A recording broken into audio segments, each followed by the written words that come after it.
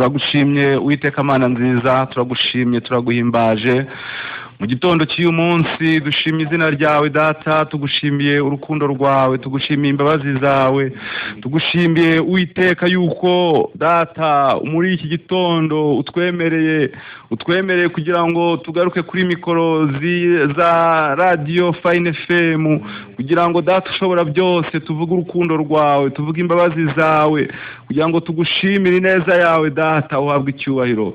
Turagushimye rero muri aka kanya Data mwiza, tweretse abo turi kumwe muri aka kanya Data, abo wararitse kugira ngo dusangire ijambo ryawe, dusangire icyo waduteguriye muri iki gitondo. Habwe icyubahiro muri byose. Tugushimiye urukundo rwawe nk'uko abaririmbyi bamaze kubivuga, watanze Yesu Kristo kugira ngo umwizera atarimbuka ahubwo ahabwe ubugingo buhoraho.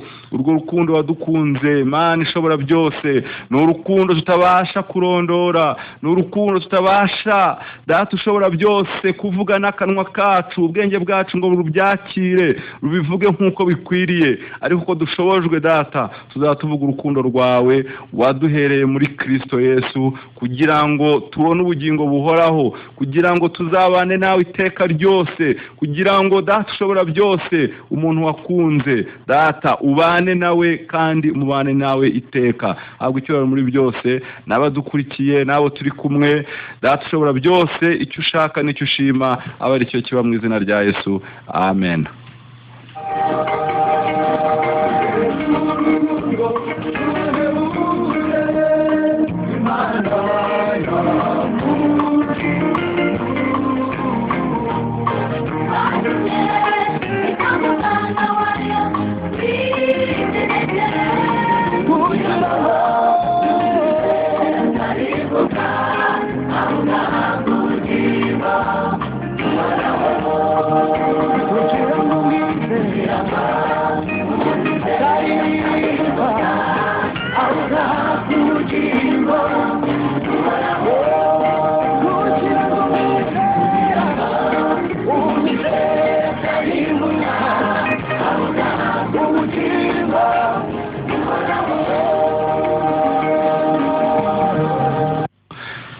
Turabasuhuje nshuti bavandimwe muri impande n'impande z'iki gihugu baduteze amatwi. N'iby'umunezero n'ibyo kwishimira muri iki gitondo kuba twongeye kugaruka muri studio za Fine FM. Tunabiseguraho mu cyumweru gishize ntago mwadukurikiye, kandi dushimira cyane n'abagiye batubaza, bagiye baduhamagara kuri iriya nimero tujya dutanga, bakaduhamagara ati ko tutabumvise. Byatweretse yuko iyi saha ya 1:10 kuzamura abantu baba bategereje kugira ngo duterane muri iri teraniro. Arabagiye baduhamagara, nyine habaye ikibazo cya tekinike, ntabwo ari ikibazo cyacu cyaduturutseho, ariko mu buryo bwa tekinike nyine bijya bibaho. Turabasuhuje rero, ubu noneho turi kumwe kandi turizera ko tudashidikanya yuko icyo kibazo cya tekinike ntabwo twifuza ko cyakongera kubaho, nicyo cyifuzo cyacu, ariko niki kibayeho nabyo mwatwihanganira. Turabasuhuje rero abari impande n'impande mu iki gihugu, abazadukurikira kuri WhatsApp, kuko abamakuru kuba ku magroupe ibiganiro bagenda babyumva, bari hanze y'igihugu, abari ntabwo navuga ibihugu barimo kuko ngiye kubivugana nanabeshye, ntabwo mbizi byose, ariko turabasuhuje ndetse tunishimira yuko nabo bakomeza kutwungura nyuma y'iki kiganiro, comment bashyira kuri WhatsApp ko dukomeza natwe gufashanya. Imana ishimwe, twese iduhana umugisha. Reka nsuhuze n'abavandimwe turi kumwe hano, mpere kuri Gadi. Shalom. Ngiye twavuganaga ni Bernard munyeshuri, ngiye sinari nivuze, ariko reka nakire na Gadi. Urumva wayoboye ubushyira mugenzi wawe imbere. Nanjye ndabasuhuje bavandimwe, nshuti bene Data, aho muherereye hose. Bernard yavuze ngo ntazi ibihugu, ariko reka njye mvuge abatuye mu migabane yose igize iyi si y'umubumbe turimo. Ndabasuhuje kuko nzi yuko ubu ngubu hari abarimo kutwumva live hano mu Rwanda, hari abaza kutwumva binyuze mu audio bari bwakire. Abo bose rero bari bwumva amajwi yacu turabasuhuje kandi tubifuriza bwa buntu bw'Imana bwatubyaye bukanaturera bukazana tugeza ku iherezo ngo busage bugwire mu mitima yanyu mu izina rya Yesu. Amen. Amen. Pastor. Nanjye ndabashuhuje ni mwene so Pastor Akizura Veniste. Ndifuza ko igitondo cy'uyu munsi abaduteze amatwi dusangira icyo Imana yatugeneye. Ntabwo mvuga byinshi ariko n'ubundi intashyo zanjye ziri mu ndirimbo ya 69 nk'uko twabibasezeranyije. Urakoze cyane turaza kuyiririmba. Noneho n'umunezero yaje gadi turimo kumva iyi ndirimbo kandi isa nitwinjiza mu Befeso 2 aho twavugaga turi buze kureba neza iyi ndirimbo narayumvishe gadi ndayikunda urayintuye muri make ndayikunda ndayigutuye bivangwa amaraso ya Yesu niyo yadukuyeho urubanza n'imivumo. Urumva abantu bajya bavuga ngo umuze ngo dukubakureho inyatsi ngo tubakureho karande. Nta muntu ugukuraho karande, sibyo? Twe tubona amaraso ya Yesu ariyo yadukuyeho urubanza rw'icyaha n'imivumo ngo twarabo kurimbuka. Nibyo ubundi utaragera aho wumva ko wari uwo kurimbuka n'umuntu ugukijije avuga uti se uyu nguyu asakijije iki? Ariko ugeze aho wavuga ngo nta handi nta narindi nari uwo kurimbuka, aho rero niho dukura ishimwe. Iyo jambo rero nari uwo kurimbuka ariko mwatahije abantu umwanya wanjye muha indirimbo. Yego nabyumvise uri basashatse ko tuyitangiza batumanura ayo mavuta. Oya ni naryo sezerano twasezeranyije abantu. Okay, nta kibazo. Twababwiye ko tuzagera hano tugahera kuri iyi ndirimbo ya 60. Tuvuze niyo tuzaheraho. Yego ubwo rero abantu baye bakusanya baye begeranya igitabo cy'indirimbo nagifunguye indirimbo ya 69 noneho ubwo amavuta yanjye n'aya pasiteri reka tubanze ya pasiteri byose tubijyanire rimwe. kandi turaza gusanga n'ubundi bijyanye turabihuza kwanza ubwabyo biranahuza. Nta nubwo dushobora kuvuga hano ibintu bidahuza. Icyo tugiye kuvuga ni ivugabutumwa ubundi tuje n'ibyo tuvuga n'indirimbo n'iyivugabutumwa ni bimwe biruzi. Ubundi tuza ahangaha kuvuga Yesu. Uzashaka kuza hano ko tumuvuga bizagorana, azashaka abandi. Ndabeshya gade. Uzashaka hano ko uza tukamuvuga bizagorana, azashaka abandi. Reka rero turirimba indirimbo ya 69. Nizere ko abantu barayirepese. Iravuga ngo nk'uko Mose yamanitse inzoka ku giti. Nuko Mose yamanitse inzoka ku giti abarembejwe bakayireba bagakira uburibwe bakaba bazima kubw'imbabazi z'Uwiteka. Niko na Yesu yatumanikiwe ku musaraba kera, tumurebe tumwiringire. Mutima ushavuye reba uwagupfiriye, reba Yesu wakumanikiwe. Munyabyaha umutumbira aragukiza ubu, umurebe arakira rwose. Reba wizere kubabarirwa kwawe kuva igorogota, reba reba ku musaraba.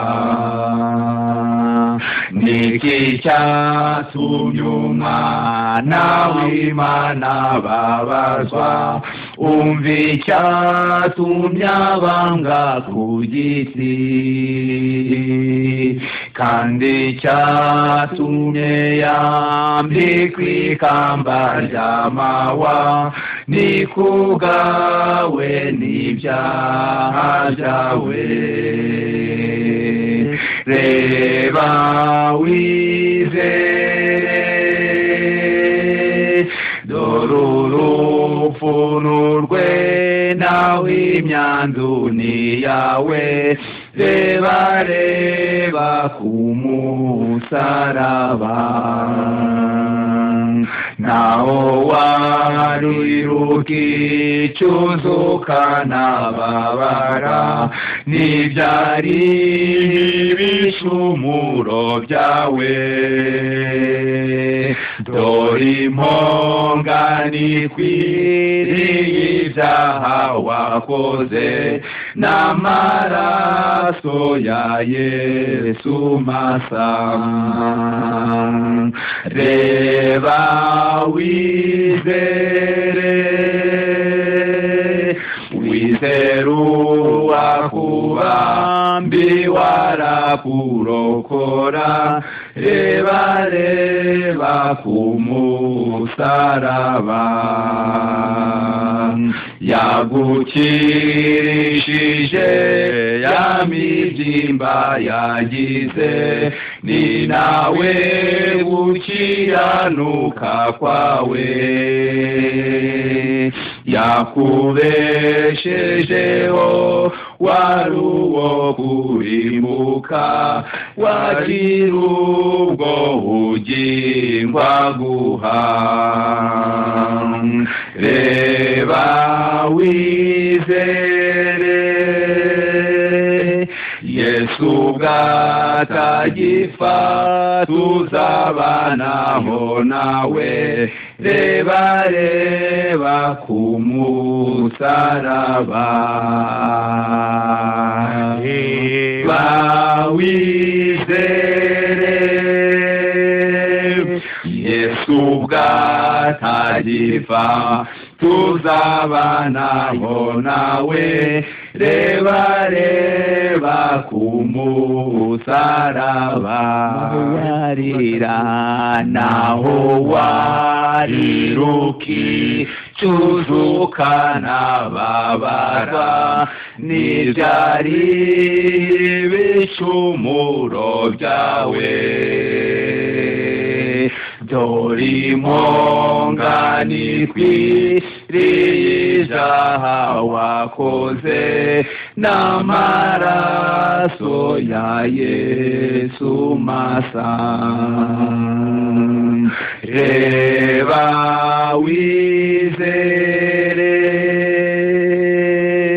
wizere uwakuba mbi warakurokora reba ku musaraba amen amen amen amen amen. Pasiteri urakoze cyane cyane kuri iyi ndirimbo.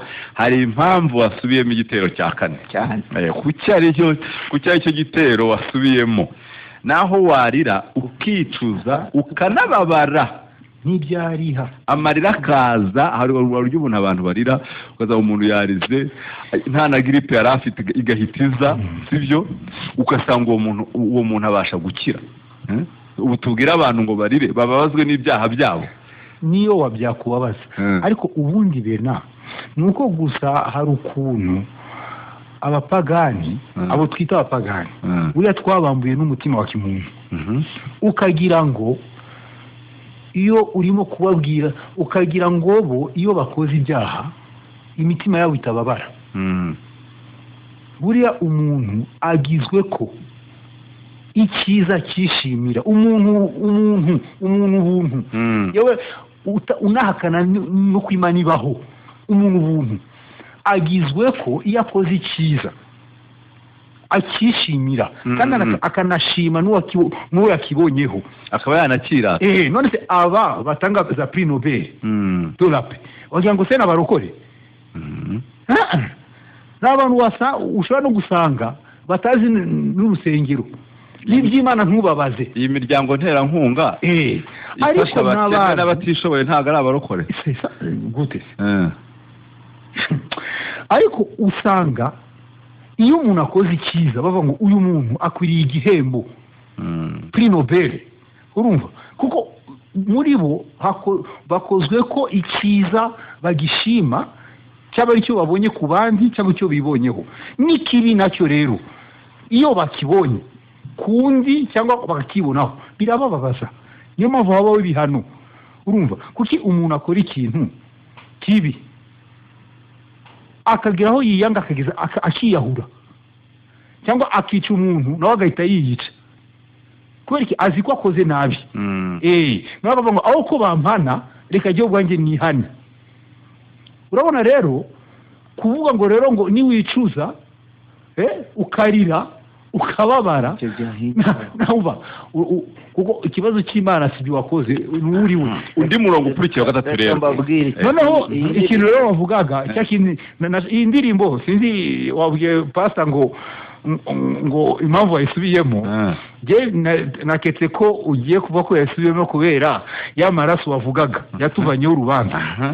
Ayo maraso rero niyo akora aferi, ntabwo ari ukwicuza, ntabwo ari ukubabara. Ibyo nta aferi bikora. Cyakora nk'umuntu mugenzi wawe wacumuyeho abonye wicujije wababaye byamukoraho akuri yamenye ko yamemukiye. Ariko kumana ibyo nibikora akora barira ngo bikore ku mutima. Reka noze bifite amarangamutima ya kimuntu. Niyo mpamvu iyi ndirimbo wayiririmbye ntabwo yayiririmbye mu marangamutima ya kimuntu, yayiririmbiye mu mwuka w'ubutumwa bwiza. Aba ngo nta kindi rero cyaguta hari impongano yagutangiwe. Iyo rero sasa ikora afere ku batizera igakora na afere kubizera. Ku batizera umva irabuhagira nibyo Yesu yavuze ngo nubwo ibyaha byawe byatukura tukutuku ayo maraso abasha kubyeza bikera na shereshi. None kubizera Yohana aravuga ngo niwe murengezi wacu, ni nawe mpongano. Umva ni nayo mpongano kugeza aya masaha y'uwizera. Mu bindi vugo rero gadi iyo kamere yanjye yankoresheje ibigawa ntabwo ndi bujye kurira ngo nsakuze kuko niyo narira ku Mana igikuraho icyaha cyanjye ni impongano. Iyo mpongano rero ntabwo ijya ku musaraba uko nacumuye kose yatanzwe rimwe cyakuyeho. Urumva niyo mpamvu Imana intereta nk'umwana wayo. Iyo reka nkoreshe terme ya kimuntu, iyo nikozeho pipi Imana ntabwo ibunyice, iraza kumpindurira pampese. Urumva impindurira imyenda. Ari nako kwa kwigishwa mu mwami. Uko kwigishwa kukagenda kumpa gukura no kuva mu by'ubwana nsatira iby'abakuru. Data duha amen. Kambabwira na gadi iyi ndirimbo ndayikunda. Yitubwire nyine. Iyi ndirimbo ndayikunda. Atavuga ngo ayikunda kutubwire. Uyikundira iki? Ngataha umwaka ugashira mu gitondo nkageza nijoro nkongera ngafata undi munsi nkageza n'ejo tuguteza amatwi. Iyi ndirimbo twajyaga tuyiririmba naho twabaga ariko ntabwo umuntu yayumva ntabwo ayisobanukirwa kandi bakayiririmba pe ukabona abantu nyine n'ibisanzwe. Ariko maze gusobanukirwa neza ubutumwa bwiza niyo yamfashije neza kumva ubutumwa bwiza. Ni ukuvuga ngo abaduteze amatwi baze kuyisubiramo. Niyo yamfashije neza kumva ubutumwa bwiza. Twajyaga tujya gusenga mu butayu abo twajyanye bakavuga ngo kugira ngo Imana ibone uko tugikunda n'agahinda kacu bagakuramo imyenda nijoro bakambara gifowazi ngo imibu barye niba yabashe kunyeganyega babone ko Imana babone ko bababaye bagize gute akaba ari ko murabyumva kumva ko ariko abyumva agataha boho. Ariko bamaze kumenyera ubutumwa bwiza iyi ndirimbo yamfashije. Warumbajije umbaza ngo kuki iki gitero cyakane kutari cyuhisemo gusubiramo naho warira ukicuza ukababazwa ibyo ntibyariha ibicumuro byawe. Iyo ngeze aho ngaho manika ikiganza tidore impongano ikwiriye ni amaraso ya Yesu. iyo ntekereje ngatekereza Imana kugira ngo iduhe agakiza. Ako pasana bavango dore impongano ikwiriye ibyaha wakoze. Hari umuntu wavuga ati nge ibyo nta byaha ndakora, cyangwa se ese nibyo twakoze gusa. Kivuga ngo iyi mpongano ntabwo ari byo twakoze, kuko twinjiye muri kuko twebwe ari byo twakoze ntitwakabaye tubibarwaho, ariko ni nibyo twakoze, ntitwari tunahari. kuko buriya hari ibintu, reka nkubwire, buriya uzi ko nuvuga ngo iyo ubyaye umwana kurira kuba kuri ararira, sibyo? umuzima ararira. Yesu yavuze ngo dore ibiba muri mwe, nuvuga ngo wivuga ngo nicyo utarakora burya waragikoze, ko kikurimo. Nuba kurakara, nubwo uyu munsi utigeze urakara kuva mu gitondo, ariko buriya urarakaye ubundi. Imana yo ishaka abantu ibyaha twakoze ko atari ibyahise. Imana yo ishaka gukemura ikibazo, ntabwo yagikemuye ihereye kuri jye, yagikemuye ihereye ku nyoko muntu.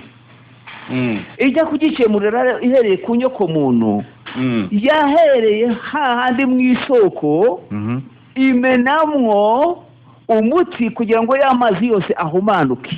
Tubwire nyine uwo murongo niho turashaka kuwusurinya neza. Ni ukuvuga ngo Imana ijya gukemura ikibazo cya muntu, yagishakiye igisubizo, igishakira ikiguzi.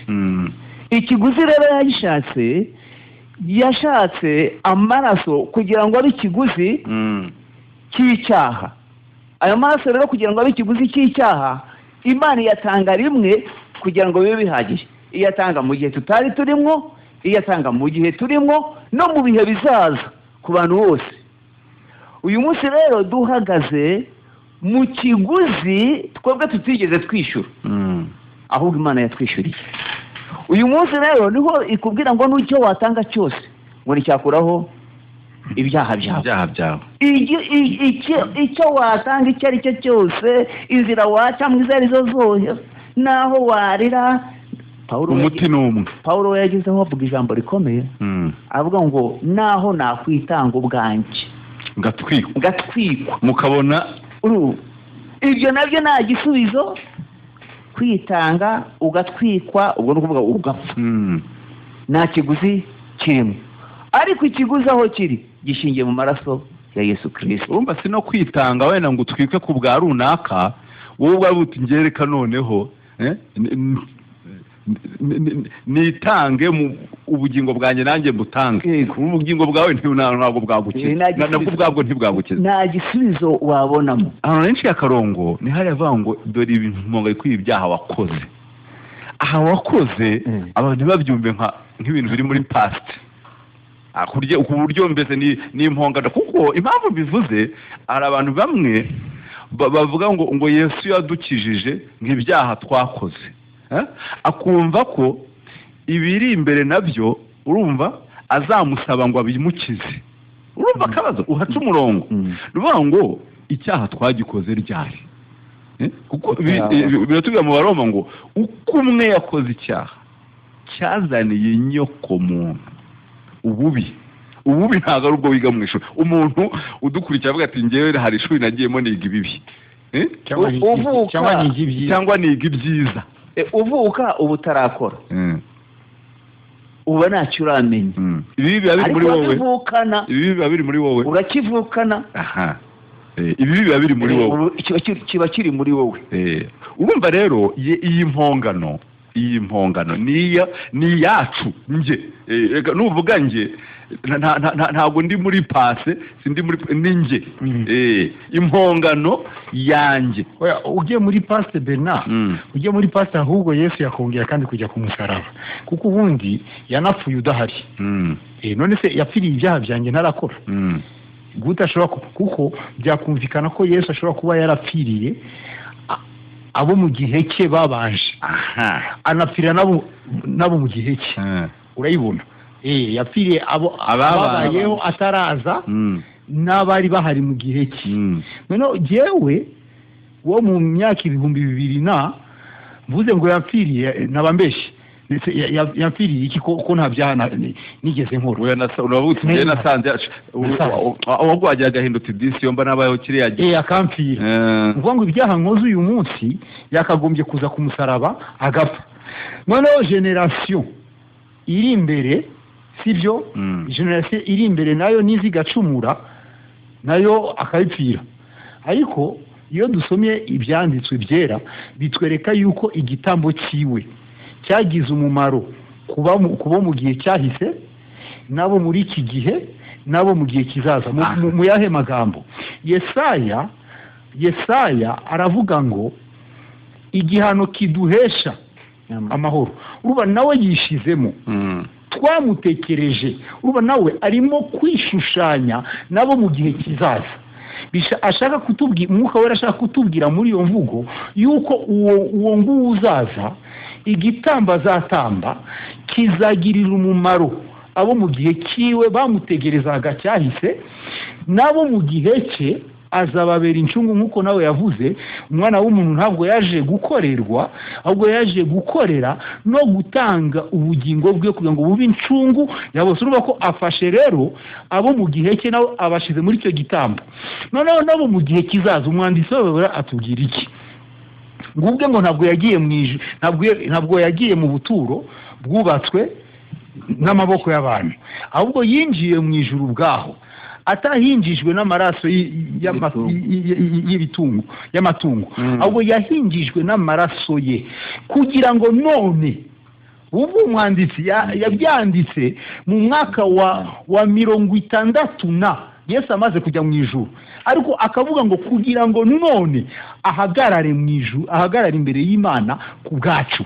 urumva rero ko igitambo cya Yesu, iyo mpongano ye, ntabwo yadukijije ibyaha twakoze, yakijije twebwe abagizwe n'akahise ko muri Adamu, abagizwe n'indagihe y'ubu, kuvuga ngo ibyo noneho natwe twikorera, akanadukiza kuko ni impongano ihoraho imbere y'Imana ku bwacu n'ibyaha byacu bizaza. mu yindi mvugo, kuba twarahindutse abana b'Imana ni ukuvuga ngo amateka yacu yabaye mashya mu Mana.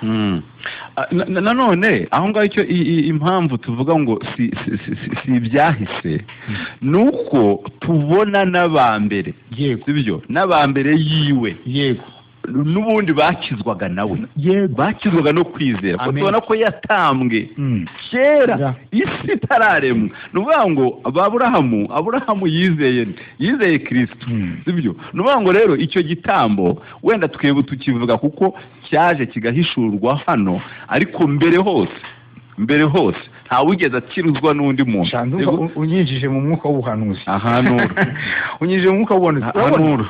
uru rupfu rwa Yesu ntabwo ari rushasha, tujya tuvuga urunguru rwo mu marenga rwo mu itangiriro igice cya 3:15, urubyaro rw'umugore ruzakandagira inzoka, Imana ngo irabambika, tukabibonamo urupfu rwa Kristo ruzambika abantu gukiranuka. ariko hari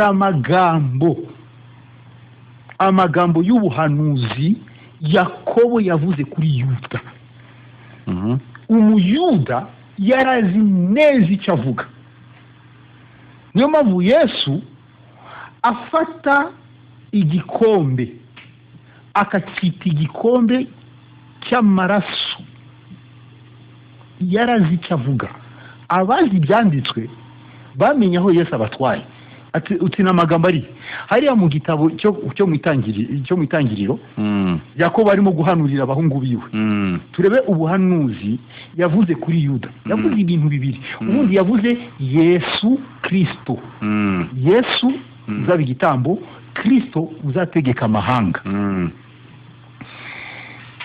reka turarebe muri Yuda mu gitabo cy'itangiriro. turimo kwinjira mu gice cya mbere umurongo, igice cya kabiri umurongo wa mbere cy'Abefeso. ubu turi muri introduction. njye nageze ku murongo wa 10. ubundi uhareba gade, ubundi icyo bita introduction ni uko ufata rya somo ryose. ubu rero turimo turi kumwe uravuye aho ari indirimbo twabanje, ariyo twaziririmbye mu gitabo hose, turimo turareba ku Befeso 2, ku Befeso ibice 2 guhera ku murongo wa mbere. itangira igice cya 49 umurongo wa 8. niyacu kugeza ku wa 10 ngo Yuda bene so bazagushima ukuboko kwawe kuzaba ku ijosi ry'abanzi bawe bene so bazakwikubita imbere. Yuda ni icyana cy'intare, urazamutse mwana wanjye, uvuye mu muhigo yunamye abunda nk'intare kandi nk'intare y'ingore. Ninde wayivumbura? Inkoni y'ubwami ntizava kuri Yuda, inkoni y'ubutware ntizava hagati y'ibirenge bye. Nyirayo ataraza, uwo niwe amahanga azumvira. Aziritse ishashi ku murongo wa 11. Aziritse ishashi ye y'indogobe ku muzabibu. Umva rero aho bigiye. Aziritse ishashi ye y'indogobe ku muzabibu n'icyana cye cy'indogobe. Ariko ntarakomeza uyu murongo. Ntabwo bihuye n'ubuhanuzi bw'umuntu runaka. Yohana mu butumwa bwiza yasubiyemo, yakotinze abonye Yesu yinjiriye Yerusalemu. Ngo aje yicara kuki? Cyana cy'indogobe. Erega ibi byari ugusohoza ibyo bamaze imyaka n'imyaka. Urumva aho bihereye? Ngo n'icyana cye cy'indogobe akiziritse ku muzabibu urutaho ubwiza, ameshesha imyenda ye vino, imyambaro ye ayimeshesha amaraso y'inzabibu. Muri bukubanuzi bwo muri Yesaya hari umuntu wanyibukije washize akaodeyo ku rubuga mvuga kuri aya magambo, avuga ukuntu Isirayeli azambara abana be bagarutse. Noneho Paulo we akavuga ngo ababatirijwe mu mwami baba bambaye umwami. Urumva uyu Isirayeli w'umwuka ari we Kristo, abana be bazamwambara nawe azabambara. Sasa iyo myambaro azambara ari bo bana be ngo abejesha amaraso y'inzabibu. Urubu buhanuzi. Yego. Murimo kubyumva. Iyi myambaro ye yayinda azambara ariyo wowe nanje. Dukurikije ubuhanuzi bwa Yesaya, azayimeshesha amaraso y'inzabibu. Ni uyimesa kandi iyo myambaro wumve ko ari twe, ni twebwe. Ubu ni ubuhanuzi. Urupfu rwa Yesu aho ruhereye, Yakobo arimo kuruhanura ngo ruzava kuri Yuda. Ari nawe mwanditsi w'Abaheburayo avuga yuko ubutambyi bwimukiye kuri Yuda, bwavuye kwa Lewi bujya kwa Yuda. Utarigeze uvugwamo iby'ubutambyi. Uyu Yuda rero ngo ntabwo azameshesha gusa. Urumva yagiye Yerusalemu nkanama w'Imana wicaye ku ndogobe, agiye kugusoza umurimo w'ubutambyi. Ariko nanone ngo azutse, Petero mu byakozwe n'intumwa mu gice cya 2 arimo gutanga ijya jambo, avuga ngo azutse Imana yamuhinduye Kristo n'umwami. Yego. None muri ubu buhanuzi batuye ngo Yuda ni icyana cy'intare, ngo arazamutse araganje, ngo inkoni y'ubutwari izaba kuri we, ni Kristo. Urumva niyo mpamvu navuze ngo urupfu rwiwe abazi byanditswe aha ubundi ahangaha niyo haturuka igitekerezo cyo gutegereza Mesiya kw'Abayuda. Naha bazi yuko Mesiya azapfa akazuka agategeka isi yose. Niyo mpamvu yabwiye abantu ko mutize kwizera ibyo abahanuzi bavuze. Byari bikwiye ko Mesiya ababazwa mbere yuko yinjira mu bwami bwiwe. Urumva rero amaraso yiwe yayamenya ari umuntu, ni intama w'Imana. Ariko ubutware afite uyu munsi ni ubutware bw'umwami. Afite ubutambyi budakuka buri mu rwego rwa Melikisedeki. Melikisedeki yari umwami, akaba n'umutambyi.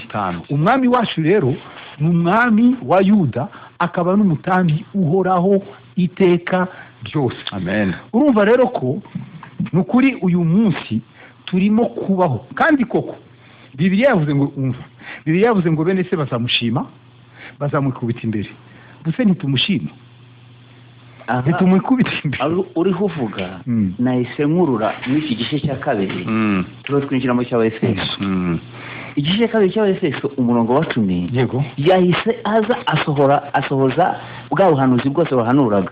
Aravuga ngo kuko ngo turabo yaremye ngo iteremeye imirimo myiza muri Kristo Yesu, iyo Imana yiteguriye kera kugira ngo tuyigenderemo. Yego, ariko bwa buhanuzi bwavugwaga bure butegurwa kugira ngo Kristo naza noneho atubere inzira, atubere gukiranuka, atubere kwezwa no gucungurwa. Rero Kristo amaze kuza, amaze gutwitamba, yitambiye ibyaha by'abari mu isi, twebwe aducira inzira. Iyi nzira rero tuba tugenderamo, tubwira bene data n'abadusubiza amatwi hose, turavuga ngo nibinjire muri Kristo Yesu, bajye mu mirimo yabateguriye, mu nzira nshya yaduciye kugira ngo tuyigenderemo. Ubu rero iyo tubwira abantu, tubabwira ubutumwa bwiza, tubabwira urupfu n'umuzuko ko byabaye, amaraso yakatubera ikiguzi, akatubera impongano, ubu tukaba turi mu nzira twakiriwe na Yesu Kristo. Murakoze cyane ku bwa introduction. Nibyo, ariko ibi tuvuze byose ibyo tugiye kubona mu Efeso ibice bibiri. Amen. Kandi nta kindi tuzavuga uretse kwizera no kubeshwaho no kwizera. Nuko nibwo buzima bwacu. Amen. Ni ukuvuka ukanakura, ubundi se hari ikindi n'igikura ni ukwizera kwacu. Ariko hakuru wavutse. Hakuru wavutse nyine. Abantu babyumva. Hari abagenda imvugo igivuga hano epfo ngo hapfu wavutse. Sibyo? Twebwe ntabwo icyo tubabwiye. Hakura uwavutse. Umuntu ariko barabyumva. Wa mugani wa pasiteri bavanga umwuka basobanurire. Reka dusome Abefeso igice cya mbere. Turaza kureba aho tuza kugarukiriza. Ubundi igice cya kabiri cya mbere twarakirangije. Namwe yarabazuye, mwebwe abari bapfuye muzize ibyaha n'ibicumuro byanyu. Ahantu hari hakitso, ariko nge mbaye nk'uhashyira akabago. Yego. Namwe yarabazuye, mwebwe abari bapfuye. Ikintu cya mbere umuntu agomba guheraho n'umwuka, kandi riko ijambo ry'Imana tuvuga ngo uwo mwuka naza azatsinda bisi abemeze iby'icyaha. Wowe duteze amatwi ubona uri muzima. Yego, ubona uri muzima. Iyo ubonye n'ibyo, uyibonye n'imibereho yawe, ubundi uri muzima. Cyangwa abona yarazutse. Yego, kukuzuka ni ikindi, sibyo? Kuko ngewe bwa mbere reka wenda ubwo nyine ni biba byaje mbaho ubuhamya.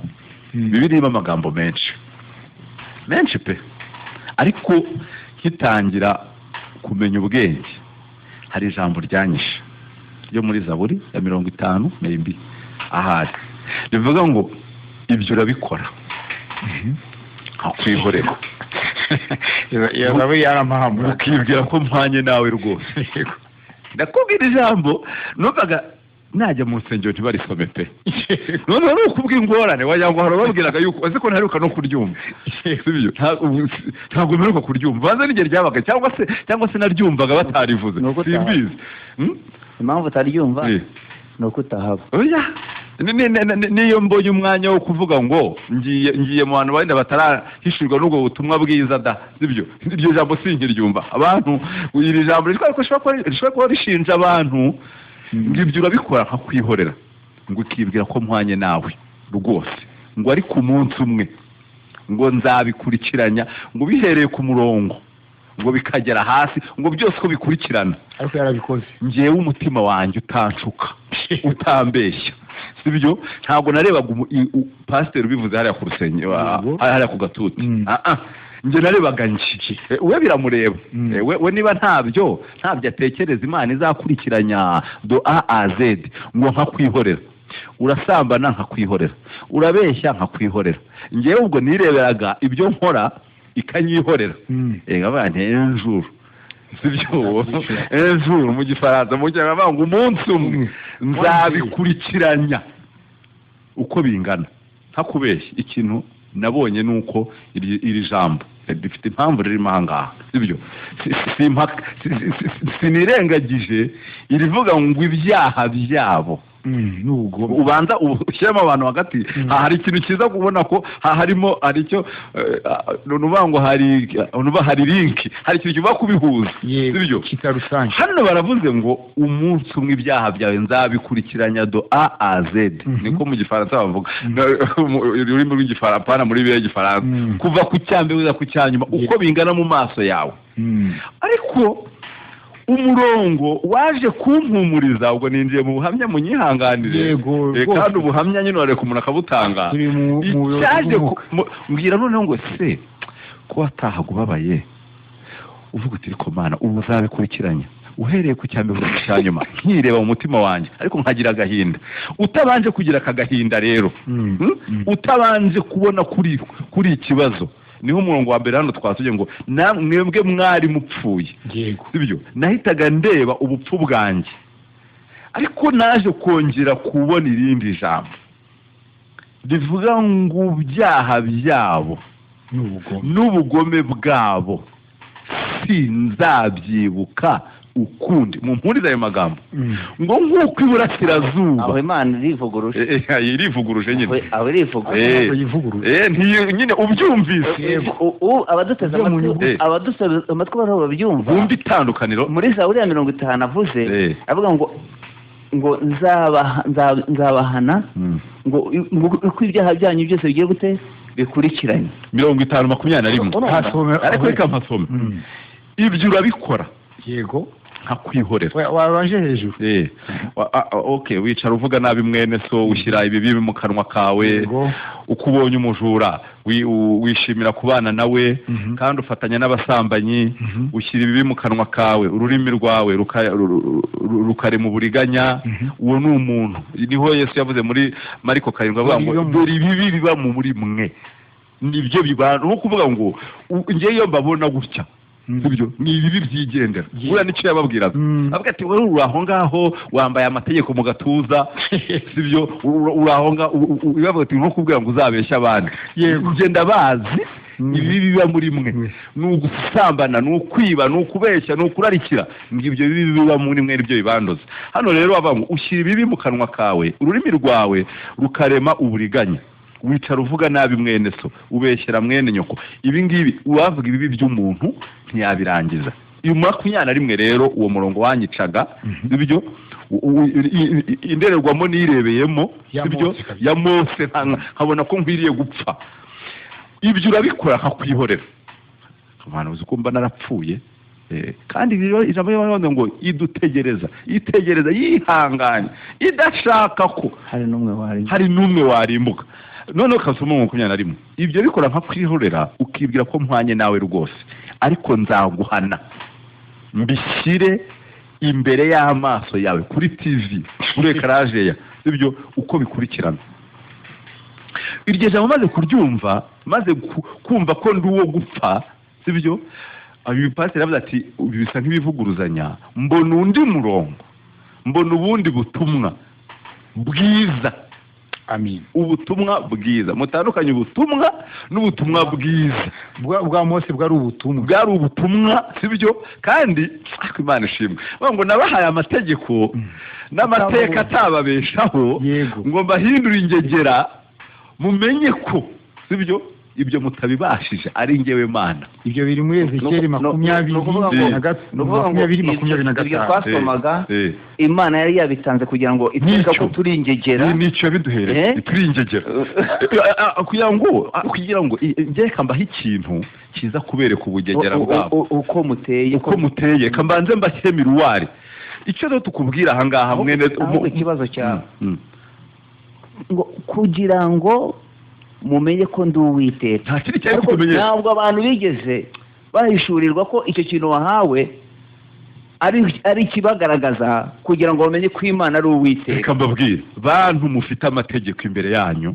nta kindi kintu abereyeho ni ukubereka ko muri ingegera ni ukubera ko mudashoboye sibyo ariko nshima Imana yuko naha ngaha no mu buzima busanzwe abashinga amategeko bashyiraho n'igihano cyane n'ibyo turabizi ko bazayica sibyo reka dushyireho n'itegeko aho reka dushyireho n'igihano kizabahana burya nta gihano sibyo itegeko iyo ririho rijyana n'igihano cyane ubundi ababanza kuducira urubanza n'abantu nkatwe iyo dushiraho amategeko ubu uvuze ngo muri nkomeje muri wa murongo wo kugira ngo mbaha umwanya ubuhamya bwanjye mbusoreza aha ngaha ubutumwa bwiza bwangezeho ryari ubu hari igihe tuvuga hano ubutumwa bwiza umuntu atarabona ko ari uwo gupfa yego umva ni nko gufata ikisi izahabu ukayishyira ku zuru ry'ingurube sibyo niba utarabona ko upfuye niba wumva we hari uburyo wakwikiza kuko njye impamvu navugaga nti Imana ndahangaha ariko bizajya imbere byahoraga imbere yanjye sibyo ngo cya gitwikirizo okay ngo nahoraga mbona ko ndi uwo gupfa kandi Imana izanyica bitewe na nyuma rero rya jambo navuze abantu baze kuyaduhuriza ibyaha byabo noneho wavuga uti Imana uzi ko yisubiye n'ubugome bwabo sinzabyibuka ukundi kandi nk'uko iburasirazuba hitaruye iburengerazuba abantu bariho ubu ngubu nta muntu uramenya kilometero zihari kuko ntabwo ari kilometero kare ubwo kilometero kare ni iz'ubuso ubwo ni kilometero hagati y'iburasirazuba n'iburengerazuba hari ibirometero bingahe ntibizwi uko mutabizi rero niko Imana yavuze ngo ahantu nzashyira gukiranirwa kwanyu ntimuhazi ntimushobora no kuhapima ibyo bintu rero bibiri mbihuje hajemo Kristo hajemo uwo nguwo utazigera ungarurira wa murongo wo muri Zaburi ya 50:21 wowe uzigera ugaruka ukundi kuva uwo munsi uwo murongo wa Zaburi 20 usigaye musomera abandi ntabwo ukiri uwanjye usigaye musomera abandi kandi urabona Imana yarabihanye yego yarabihanye rwose yarabifashe nk'uko yabivuze nzabishira impamvu itazabyibuka nuko byahano yarabihanye tubwire guhanwa urabona Pawulo avuga ngo urwandiko rw'imihango rwaturegaga yarukujeho kurubamba ku musaraba umutambyi mukuru tuzi yuko kuri ya hene yo koherwa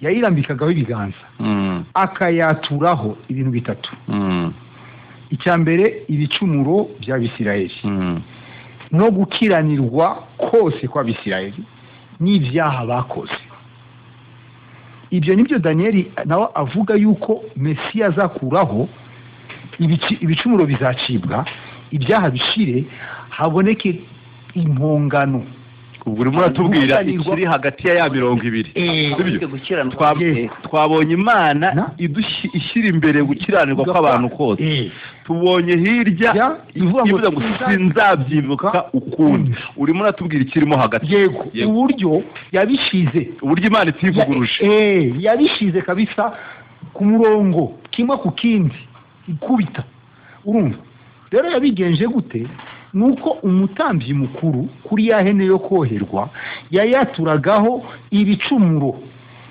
ntabwo urabona rero muri Zaburi yagiye abidetaya ugira gutya ukagira gutya ukagira gutya ukagira gutya ukagira gutya umutambyi we yabikubiraga mu kintu kimwe yayaturagaho ibicumuro by'Abisirayeli n'ibyaha byabo no gukiranirwa urumva ibi bibiri ibicumuro n'ibyaha ni ibintu bifatika gukiranirwa ntigufatika ni umwuka ari nacyo cyaha aho hantu haca umurongo ibicumuro ibyaha birafatika dushobora kubona umuntu wagikoze ushobora kubona umuntu wagikoze gukiranirwa gukora ukakibona ukavuga uti uyu muntu arahemutse ariko gukiranirwa ntushobora kukibona uretse Imana yonyine abantu tuzabatwuga abantu barahumva ubwo impamvu uvuze ngo tuhace akarongo Dawidi yavuze ngo naremanywe aho Dawidi yaremewe nta muntu wahabonye aho hantu Gadi babonye bikanze avutse babonye avutse aho hantu ariko icyaremanywe ntabwo bakizi buriya Hitler avuka ntabwo bari bazi ko ari umujenosideri uvutse barakagiraga nimuheye kari gafite n'igikundiro kakiraga hinda cyari gipucuri yenda urabona kiriho buri muntu akagisoma kumbi havutse ubugome urabona Dawidi avuga ngo naremanywe gukiranirwa aho rero ko gukiranirwa kwacu nta muntu uhazi ariko babonye Dawidi afata muka Uriya babona Dawidi yicisha Uriya Gadi sorry gake guhagarara aho hantu yego mu rusengero sibyo babashaga kwigisha cyangwa n'ubu ngubu yego noneho bakubwira watekereza ko wiba kugira gute kunywa inzoga kunywa itabi kurwana kugira gute ugahaguruka ukajya kwihana ibyaha n'ibicumuro yego ugasubirayo abantu bihannye ibyaha n'ibicumuro ariko gukiranirwa utakwihannye ibyo bintu bitatu ibyaha ibicumuro izo ni imbuto zije Dawidi yafashe mu Uriya Yesaya aravuga ngo gukiranirwa kwacu ngo kudutwara nk'umuyaga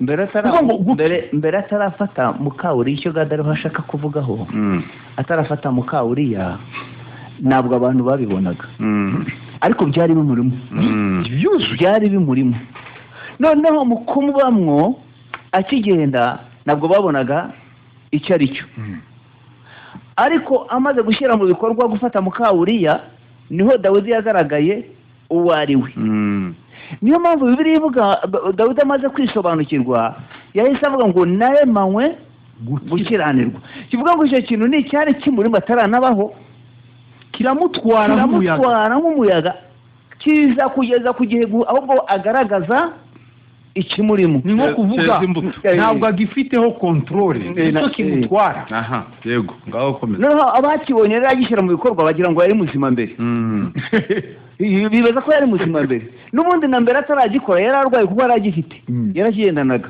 niyo mpamvu yahise agira ryahishurirwa nimubwira ngo mu byaha harimo mama yambyariye naremanywe gukiranirwa aho rero niho Imana yaje kureba aho twebwe tutareba aho tutazi ikavuga ngo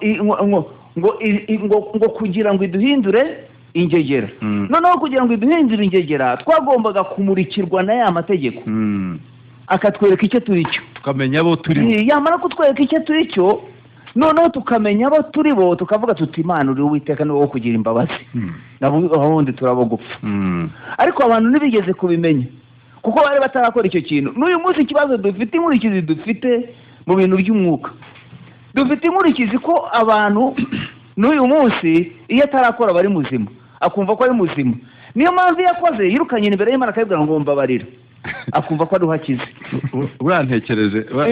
yego akumva ko ari uhakize noneho icyo ari wagendana agira ngo hari n'icyo atoraguye kandi n'ikimwuzuye iyo cyasohotse rero aravuga ati baba wenda apfuye Yesu wahageze aza gukora challenge arababwira ati nutekereje ati ndapfuye kuko nkoze iki kintu ntamenye ariko abefeso batubwiye ngo mwari mupfuye urumva ntabwo mupfuye ubu uravuga ngo nukubona ukore imirimo ntashatse kujya kurondora ngo yikora urayizi sibyo ngo niho upfuye urumva Yesu we abirebera muri cya kindi cya mbere Dawidi yavuze mu gukiranirwa Yesu we yakirebeye mu gukiranirwa ntiyakirebera mu gicumuro urupfu turimo kuvuga ni ugukiranirwa noneho amaze kukibona aza kutumenyesha aratubwira ati nubwo wikubita ku gatuza arakubwira ati sinasambanye ariko n'ubundi uri umusambanyi kuko urifuza kuko kwifuza kuba mu muntu ni kujya kuvamo noneho rero iki kitubamwo iyo abantu bataragikora bumva ko ari bazima ari amen niyo agikoze akiruka kubwira Imana ngo nagikoze numbabarira urabunyejeje ariko Imana rero ikirebeye imbere isanga n'ubundi ariko umuntu karemano y'umuntu ishaka kurandura ikibazo cy'icyaha igihereye mu mizi nk'aho icyaha gituruka kuko icyaha gituruka mu muntu noneho mu guturuka mu muntu Imana ishaka ikiguzi ko yabonaga ko turi abo gupfa n'ubundi Bibiliya iravuga ngo twaraho kugirirwa umujinya n'abandi bo. Ni ukuvuga ngo mpagurutse mu rusengero hanyuma bakavuga ati atura ibyaha byawe sibyo ubabarirwe abandi Imana imbabarire kwiba kubeshya uwo mujinya njya ndeba abantu bakagusengera bati ngaho usubirayo usubire mu ntebe ntabwo waba ukijijwe. Ahubwo uwo muntu ubikubwira yakabanje akakubwira ko Imana ikwiye kuguhishurira kuri umunyabyaha. Imana ishimwe ku cyumweru gitaha tuzavuga ku murokore ninde ngo kwa murokore muri quartier ni wa mutipe ucuruza hariya utanywa inzoga n'itabi sibyo mu iduka rye mu iduka rye ntushobora kubona kubariza mu itabi kwa murokore ntabwo bishoboka cyangwa se kuvuga ngo bampe inzoga kwa murokore muri quartier ntibishoboka. Abantu bagahuza rero kuba umurokore sibyo no kutagira gutya na gutya niba ari uko n'umuyisilamu n'umurokore nuvuga ngo imirimo abantu bakora bakayihuza n'uburokore. Imana ishimwe ku cyumweru gitaha tuzaganira ku burokore kuko hari umushyitsi watubwiye ati ndashaka kuzatuvugane ku burokore ariko noneho ubu dukomeje kuri uyu murongo wa mbere sibyo namwe mwari mupfuye abari bapfuye bazize ibyaha n'ibicumuro byanyu. Sinarangije ndega kuvuga komeza rero. Urabona gukiranirwa uvuga ngo kuri ya hene hashirwagaho icyaha n'ibyaha icyaha nko gukiranirwa ibyaha nk'ibifatika byose byaturwa kuri ya hene akabyatura umutambyi niwe wabyaturaga. Wibuke kuri cya gitambo umuntu yatambaga ariko yibonyeho urubanza rw'icyaha niwe yaturaga kuri ya nama umuntu ubwe niwe waturaga ariko kuri iyi mpongano kuko ku mpongano ntabwo ari afere y'umuntu ni afere y'ikibazo kiri hagati y'umuntu n'Imana. Nta wundi muntu waturaga uretse umutambyi mukuru akabyatura intama ikoherwa. None igitambo cya kabiri aricyo cy'intama y'Imana cy'intama amaraso niyo batwaraga ahera cyane. Noneho mu buhanuzi bwa Yesaya tubona Bibiliya ivuga ngo Uwiteka yamushizeho ibicumuro byacu gukiranirwa kwacu niko kwamushenjaguye ni ibicumuro byacu yacumitiwe ibya gukiranirwa kwacu kuramushenjagura ashirwaho n'ibyaha byacu byose kandi ibyo si umuntu wabimushizeho ni umutambyi mukuru witwa Mana. Yego kuko Bibiliya iravuga ngo Kristo mu Befeso 5:2 avuga ngo Kristo yaduhindukiye igitambo cy'Imana. Urumva igitambo cy'Imana uvuga ngo Imana niyo yabaye umutambyi mukuru igitambo abakristo Imana rero imwaturaho. Aho rero sasa niyo hagiye muri yaza buri Imana ivuga ngo rero ibyaha byawe nzabihana mbikurikiranya naho ngaho sasa yafashe ahantu wavuze udashobora gupima yatwaye ibyaha byacu naho ku mubiri wa Kristo. Imana ubwa ihatura ibyaha bya Bernard. Yego bya bindi bavugaga mu rusengero muri Zaburi 50 ari mu mutima ukadiha Imana irabyaturaho kimwe ku kindi ibicumuro bikubita kuri we ibyo no gukiranirwa cya cyaha ukidafatika gukubita kuri we ibiciraho iteka. Irangije rero iravuga ngo ndarahiye ibyaha bya Bernard n'ubugome sinzabyibuka ukundi kuko nk'uko isi yitaruye ijuru iburasirazuba kitaruye uburengerazuba niko njyanye ibicumuro byiwe kureye sinzabyibuka ukundi. Niyo mpamvu muri rimwe yavuze ngo naho warira ukicuza ukanababara ntubyakuraho ibyawe ikintu kimwe gusa dore impongano. Sasa urebe Bernard uhereye muri Yesaya nako hariya kwa Mose haravuga ngo impongano yego impongano yo gukiranirwa kwabo. Iyo bavuze gukiranirwa ntabwo hakurikiraho ijambo gucibwa cyangwa gukuraho, hakurikira impongano. Daniyeli nawe yavuze ngo ibicumuro, wasome neza, ibicumuro bicibwe, ibyaha bishire. Ageze ku gukiranirwa nta rindi jambo yakoresheje, kuko gukiranirwa ntibikuraho n'ibintu bifatika. Ageze ku gukiranirwa nibwo yavuze impongano. gukiranirwa gukurwaho n'impongano, nta maga, kuko nicyo cyaha kigize umuntu, kigize imiremero y'umuntu. Niyo mpamvu Yohana avuga ngo bana bato simbandike ibyo ngo mukore ibyaha. Cyakora niyagira ukora icyaha, dufite umurengezi niwe Yesu Kristo ukiranuka. Ni n'impongano y'ibyaha byacu. Urumva kubera iki? Impongano ijyana no gukiranirwa. Ni ukuvuga ngo kuko turemwe mu gukiranirwa, Imana ntabwo ikeneye gutamba umwana wayo kwibonera igitambo cy'impongano. Yashyizeho impongano imwe y'iteka ryose, ariyo Yesu Kristo. Niyo mpamvu n'abihana Yohana avuga hariya ngo nitwatura ibyaha byacu, niyo yo kwizerwa, ikiranukira kutubabarira ibyaha no kutwezaho gukiranirwa kose. Gukiranirwa kwezwa n'iki? Kutarizera, gukurwaho n'impongano. Niyo mpamvu rero kiriya cyanditso cyo muri Yohana wa mbere igice cya mbere umurongo wa 9, kutwezaho, ntabwo kibwirwa abizeye, kuko abizeye bamaze gukurwaho gukiranirwa kwabo. Kandi iyo mpongano yabakuye gukiranirwa kwabo ihoraho, kugira ngo ubwo bumuntu bwabo bukomeze kubonekwaho imbabazi z'Imana buri gihe. Niyo mpamvu birivuga ngo twababariwe ubumuntu bwacu bwahise, bwa none n'ubuzaza, kubera iyo mpongano iracyahari.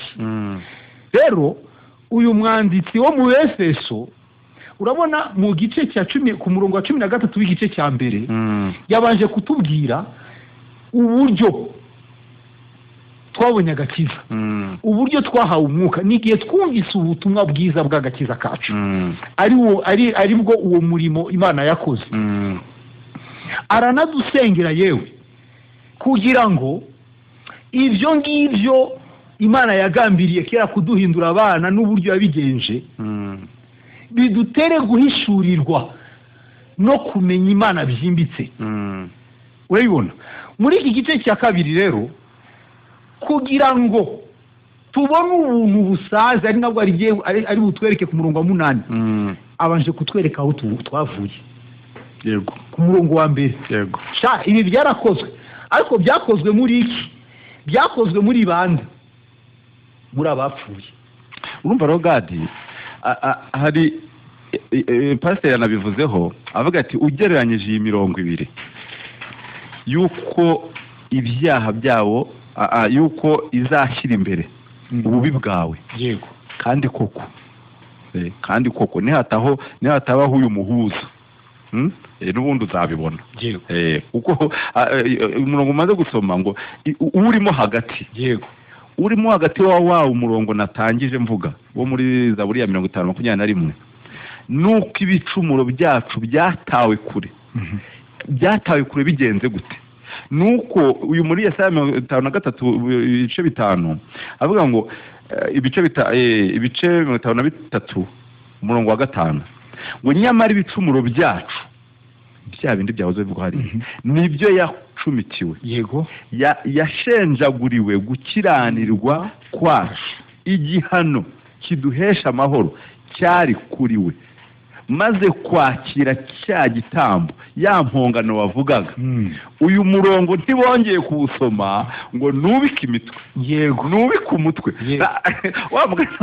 wa muririmbyi wenda wowe isoni, sibyo? Ikimwaro, kureba hirya nzahinguka he? dore link navugaga irimo hagati. Igihano kiduhesha amahoro cyari kuri we kandi imibyimba ye niyo adukirisha. Umurongo wa 6, twese twayobye nk'intama zizimiye, nyamara mwari mupfuye muzize. Turi ku Efeso igice cya mbere. Nk'intama zizimiye twese twabaye intatane, Uwiteka amushyiraho gukiranirwa kwacu twese. Twasubiye mu Efeso rero. ariko akantu keza uzi yuko uraho Gade yakomeje kuvuga ibintu mutega amatwi ndamwumva.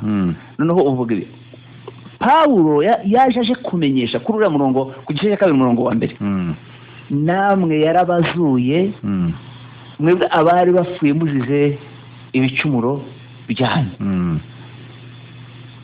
Yaje akotinga ashaka kumenyesha abantu aho bavuturutse. Aha Yesaya avuga ngo munega amatwi, ashaka kubanza kumenyesha kwanza uko abantu bari babayeho, agira ngo bamenyeshe ko bamaze kugira gutangirwa ikiguzi. Aho kuko hano yandikira Efeso yandikiraga itorero. Munega amatwi muza hondi munyumve ubugingo bwanyu bubone kubaho. Munega amatwi muza hondi munyumve kugira ngo ubugingo bwanyu bubone kubaho.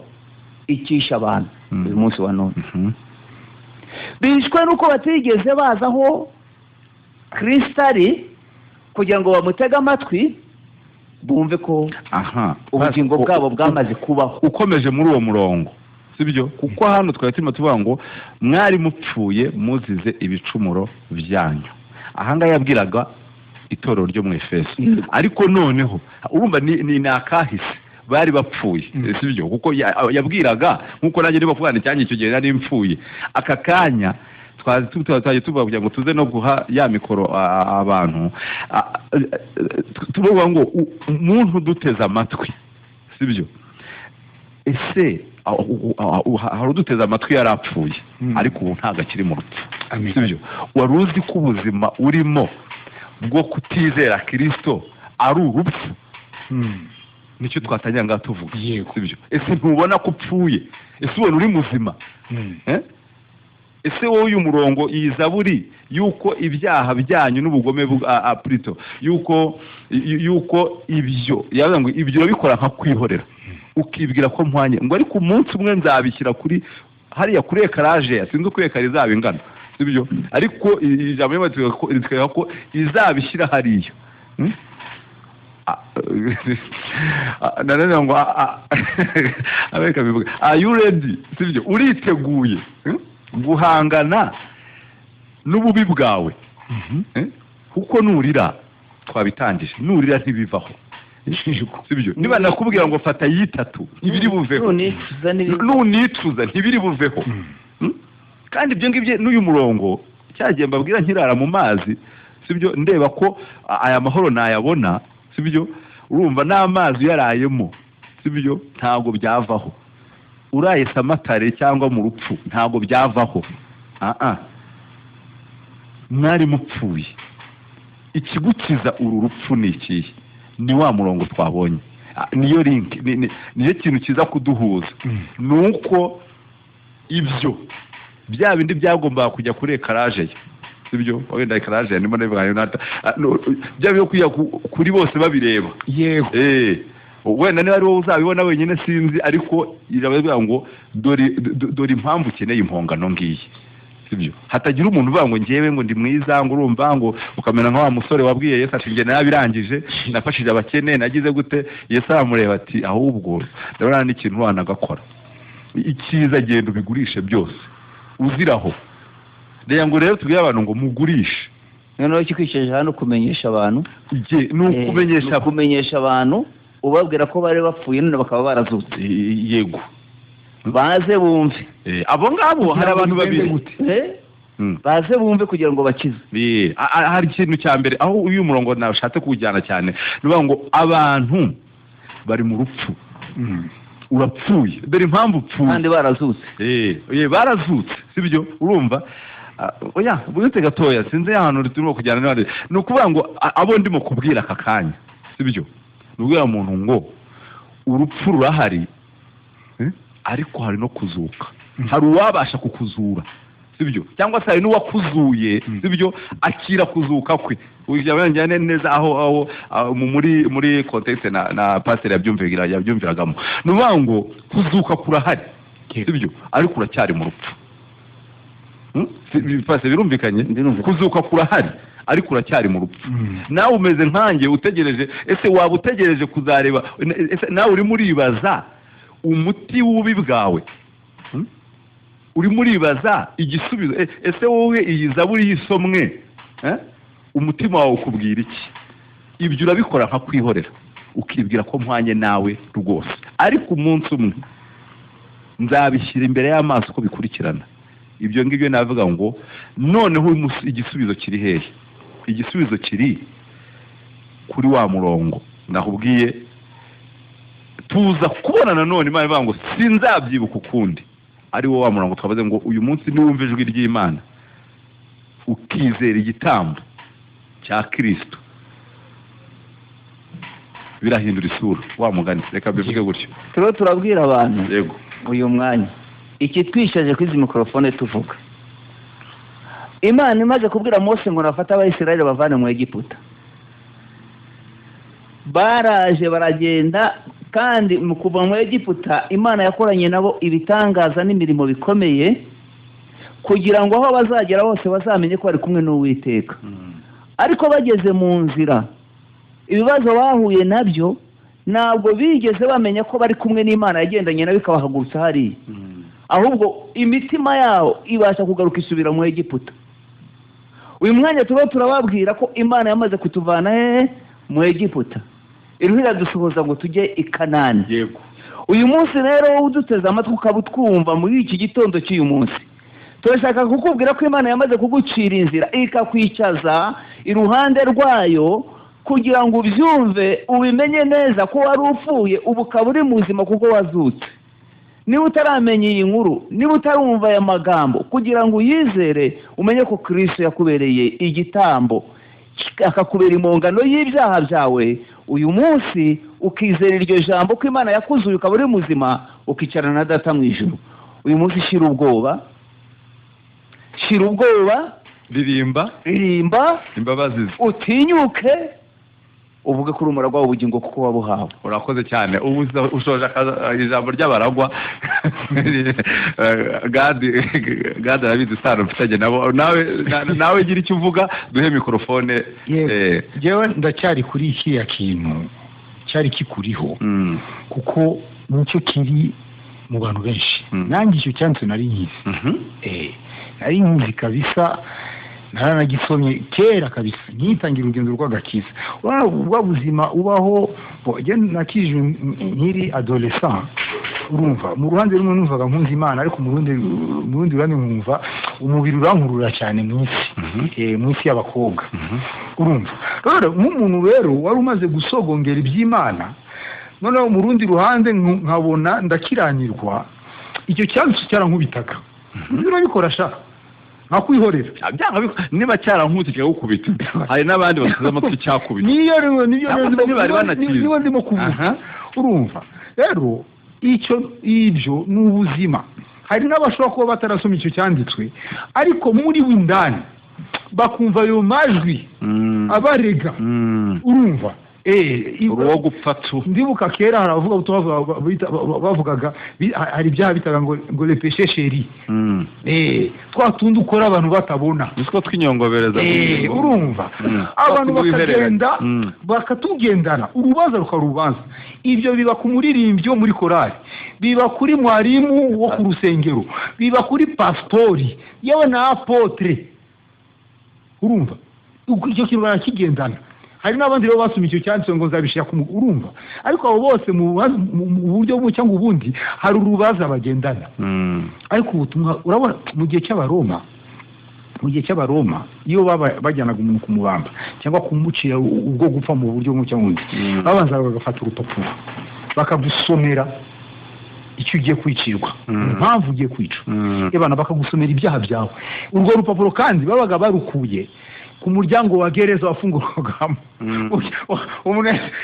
komanda yazaga kureba imbohe akamenya n'ibyo bakoze kubera iki ku muryango wa gereza hari urupapuro rwanditseho ibyaha byawe byose bagufungiye noneho bagiye no kukwica rero bagusomeraga biriya byaha byose niyo Pawulo yakuyira ijambo rivuga ngo urwandiko rwaturegaga yarukujeho kurubamba urumva rero ubutumwa bwiza n'ubu koko hari ibiturega nibyo kandi ibyo biturega si inkomoko yabyo si byo twakoze ni ukuntu turemye ko batwigisha gukora ibyaha batabitwigisha turabikora kuko ni karemano yacu iyo ubwenge bwacu butangiye gufunguka ikibuvamo cya mbere ni ugukiranirwa n'ibyaha rero ibyo biriho urutonde rw'ibyaha byose tugiye dukora ndashaka kukubwira yuko ibyo Imana yafashe reprezanta wacu Yesu imushyira hariya irabimusomera warasambanye waribye wahemukiye mu Yesu ntiwakunze Uwiteka n'umutima wawe wose n'ubugingo bwawe bwose n'imbaraga zawe zose ntiwakunze mugenzi wawe nk'uko wikunda niyo mpamvu wamubesheye niyo mpamvu wamusambanyije niyo mpamvu wamusebeje niyo mpamvu byinshi Imana irabimureka amen kandi Bibiliya iravuga ngo umva muri Yesaya ngo yatwawe nk'intama itagira gute ngo ntiyagize ntacyo yavuze ngo icecekeye yarabyemeye amena ntiyavuze yarabyemeye nta reclamation ngo ibyo undeze byose nibyo Imana ishimwe abiciraho iteka rero nshuti yanjye icyo uhamagarirwa nicyo ya ndirimbo yagusabye ni wakira iyo mpano akira iyo mpano y'ubugingo buhoraho aba bo muri Efeso mu gice cya kabiri bari bamaze kuyakira iyo mpano niyo mpamvu yabibutsa agashaka kubaremamo amashimwe yabibukije aho bavuye mwibuke ko mwari mupfuye muzize ababwira mu mirongo ikurikiraho ariyo tuzabona ukuntu Imana yabigenjeje n'icyatumye ibazura kubw'umutima w'imbabazi zayo amen reka rero kuri iriya mikorofone ya kane twakireho abantu muri iyi minota igeze muri 20 dusigaje kugira ngo tugire nabo bagire icyo batubwira Musafiri uri Rweru mu Bugesera yavuze ati twateranye nateranye namwe nubwo hari abatarahamagara nabo twateranye kavuga ati twateranye amateraniro nanjye nyarimo turamusuje Musafiri kandi nabwiye ko na telefone noneho message nzajya nzisoma ariko abahamagara bahamagare kuri 07 70 iyo nimero ibiriho hano turi muri ariko n'ikindi gishobora kuyoherezaho message cyangwa WhatsApp nta kibazo 07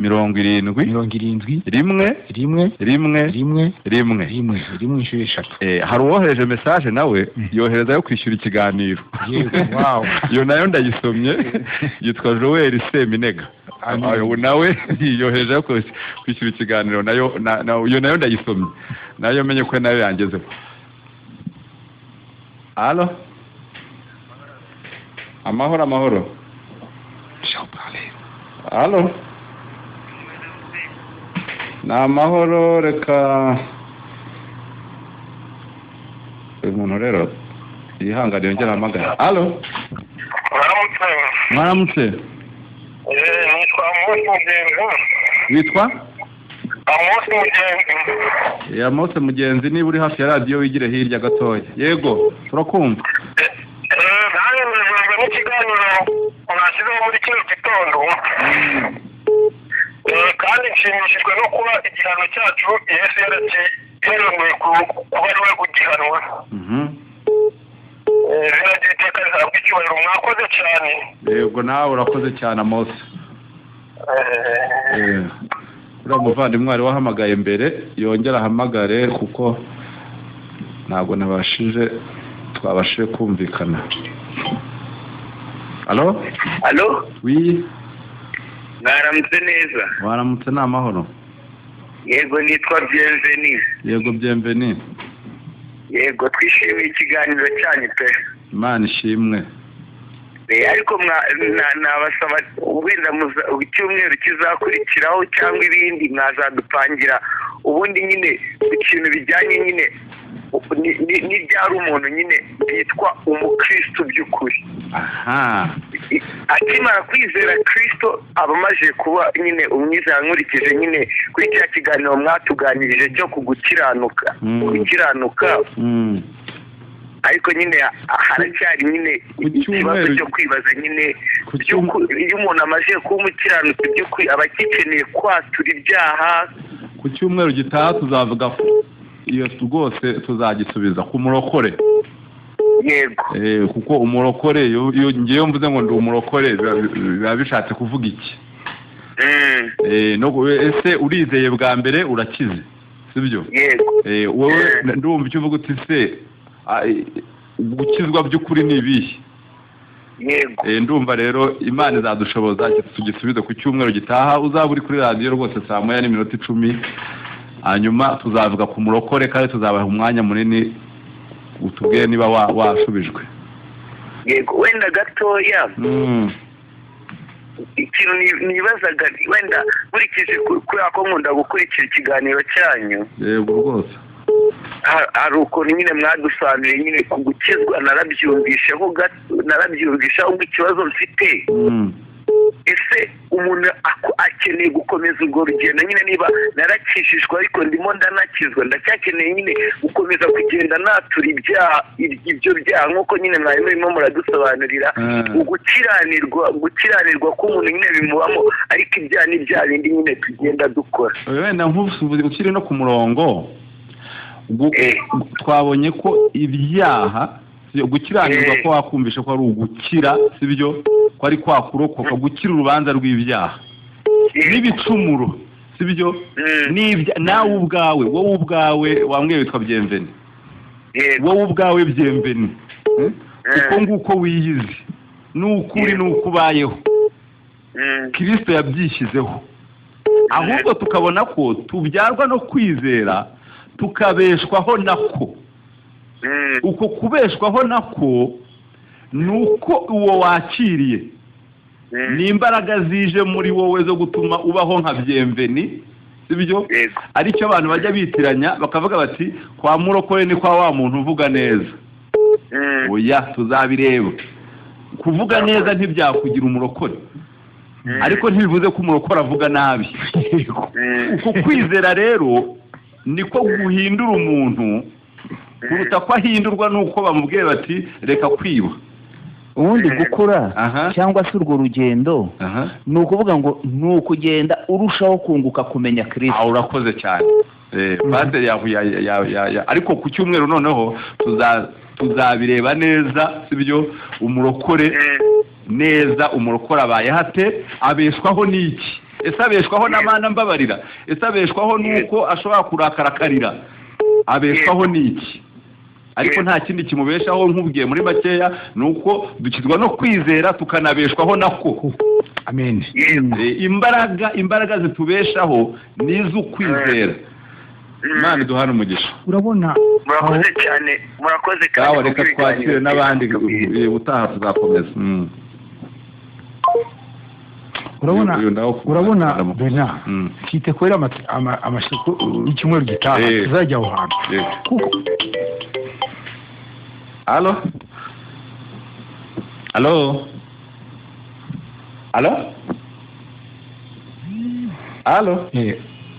Ndakamukupe nuva yego. Urabona kuko urabona hari umuzungu ushobora kuvuga ikinyarwanda kandi akabaho kinyarwanda ariko ntabwo ari umunyarwanda.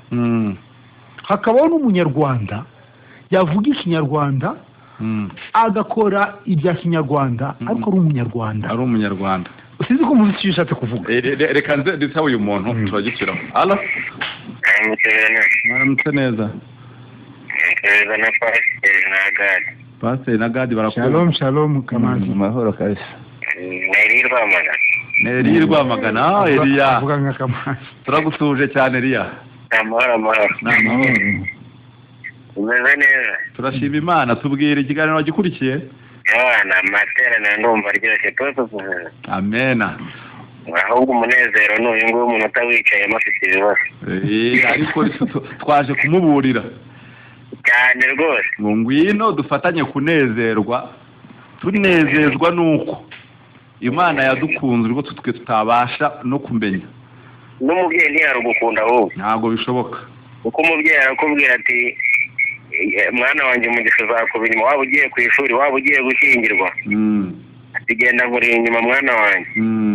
Ariko Imana yonge izatuza imbere. Amena. Irenze ibyo Imana ibiduhana umugisha, nanjye ngo mbabwire ko mba kuri. Yego rwose urakoze cyane. Aha, noneho rero Gabi utarakomeza reka nsome message uko nabivuze. Uyaravuga ati bonjour, mudusomere Yesaya 53 twahasomye, ni ukuri intimba zacu nizo yikoreye agakomeza. Ugakomeza. Undi aravuga ati muravuga ukuri. Undi navuze ngo ni Eme ndi Nyamata, turi kumwe, Imana ibaho umugisha. Undi ati gitondo cyiza, nabanye namwe kandi turakomeza musoje. ni Shadraka. Ndazisomye ubwo reka dufate n'uyu nguyu kuri mikoro yabo ni ya kane. Oui. Ongeye kuramuka neza. Mwaramutse. Imana ishimwe cyane. Ni Isaac Karongi ko gisanzwe. Yego Isaac Karongi. Turanezerewe kubwo ikiganiro cyiza mutugejejeho. Ni muririmbyi mwatangije mwiza cyane, kuko umunsi yamanitse ngo ni mu butayu uyirebye wese agakira. Ni nayo mpamvu natwe rero turushaho kunezerwa Kristo ko twamaze kwinjira muri ayo maraso ya Kristo. Twanatangiranye n'undi uvuga ko twabaye abana mu rugo rwa data. Yego. Ibyo rero birushaho kugenda dutanga imisanzu hano hanze ku bantu birengagiza ukuri biyubagiza, bagashaka gushakira gukiranuka mu bindi, haba mu mategeko haba hehe, bakizera amatwi ngo batumve ukuri, ariko byanze bikunze nk'uko mwe kuvuga muri Zaburi ya 50. Ibyo byose abo banze kwemera urukundo rwa Kristo zabihanira uko bikurikirana dabereye ku murongo. Ariko twaje tubabwire ngo mwakire urukundo. Urukundo twahawe namwe mwararuhawe, ni murwakire. Yego. Niba ubwira abo bantu bameze gutyo banga kwakira ubuntu bwa Kristo, barushaho kwinjira mu maraso ya Kristo, barushaho kugerwa hafi n'ayo maraso, kuko uko barushaho kubikereza bumva ko gukiranuka biva ahandi, ntabwo bazanga nyine iyo zaburi ntizabura kubagenda ku mugongo, bibabera inyugamo ku maso yabo. Yego. Nibaze bumve. Ndashaka kugenda ndareka abantu b'i Karongi rero ngo bakurikire Fine FM kugira ngo barusheho kubohoka. Karongi ni ahantu hafi cyane. Twanapanga tukanazana basura rwose. Nta kibazo rwose. Sawa, urakoze cyane Isaac. Imana ibahe umugisha. Ijambo ry'Imana rero tubwira ngo ku buntu bw'Imana bwabonetse burahari. Sibyo abantu niba bwakire kuko butwigisha n'itangazo butwigisha, ariko ntabwo amategeko yigisha. Nukuri bantu mubwiriza amategeko cyakora yakwereka kuri mubi, ariko ntashobora kukwigisha agukize. Ubundi urabona Imana yabwiye Adamu ngo nukiryaho no gupfa uzapfa. Nundi vuga numenye icyiza n'ikibi uzapfa. Kandi urabye amategeko ya Mose nicyo yigisha. Yigisha icyiza n'ikibi. Reke kibi kora icyiza, ikibi ikiza niki. Uba amategeko umenya guha n'ubundi ni bwa bundi Imana yatubujije. Subiza wa musore urakwica rero, subiza wa muntu waduhamagaye kare tuvuga ko tuzagara ku kibazo cye ngo ese umuntu yakomeza kubaho gute uwakiriye ubuntu bw'Imana bumwigisha. Murebe muri Tito 2:11 ese bumwigisha iki? Urabisangamo hariya kubaha Imana. Urabona erega wakiriye urukundo. Yego Bernard, tujye nukuri. Ntabwo urazi ko turabagabura bijambo ry'Imana, ariko ndababwiza ukuri hari ahantu tutagera kumbwira ngo none ngumbeho gute. wewe gute uwaguhaye agakiza azakubeshaho urugero n'uruhe na ahubwo anasha kuvukanya nyuma bakibesha urugero n'uruhe yankone